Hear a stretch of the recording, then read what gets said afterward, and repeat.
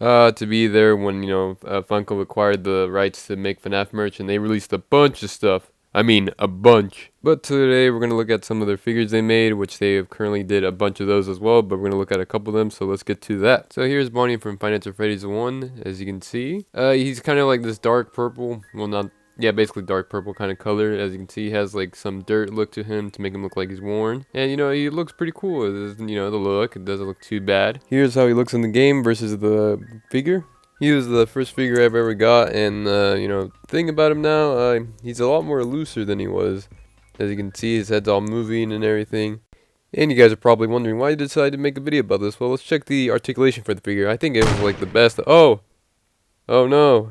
Surely isn't that bad. I mean, it just has to be that. Oh! Looks like the other one, too. At least we can get him doing a kick, so let's do that. So, oh! His leg fell. See, the thing about the first wave, I'm not sure if anybody has, theirs nowadays. They're just loose now. I mean, I think they were when I first got him. I believe that's how he was. And he would just, like, you couldn't basically do anything. If you tried playing with him, his, like, arms and legs would just come off. But I think nowadays the armor better. I haven't gotten more of the newer ones, like the sister location ones and all the other ones. I do have some of the other ones I'll show after this.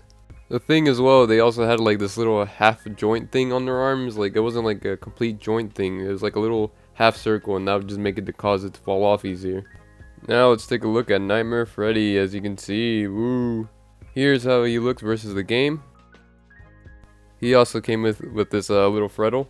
Now after seeing that image of Nightmare Freddy, as you can see, they definitely did kind of dodge some parts, like, and not like dodge, but kind of got lazy basically. Like for the silver part and his like holes in the to see the animatronic, they basically just blacked that out, which is interesting. I don't know why they did that. I mean, they painted the chest silver, but all the other parts are just blacked out. Hey, I mean, for at least the articulation, it's been pretty.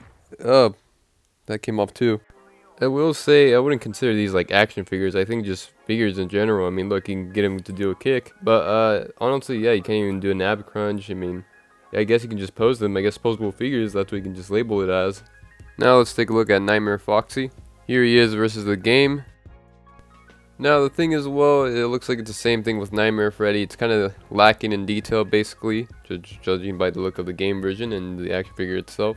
But the articulation on this isn't too bad. I mean, same thing as the other ones. You can have him doing a little helicopter. Woo.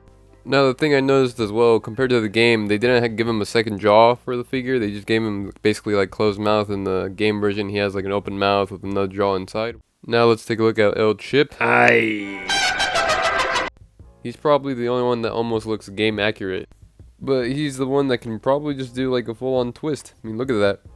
I think the only thing they just need to work on is just his head shape, but just everything else is pretty much, the same. Not much issues with this figure.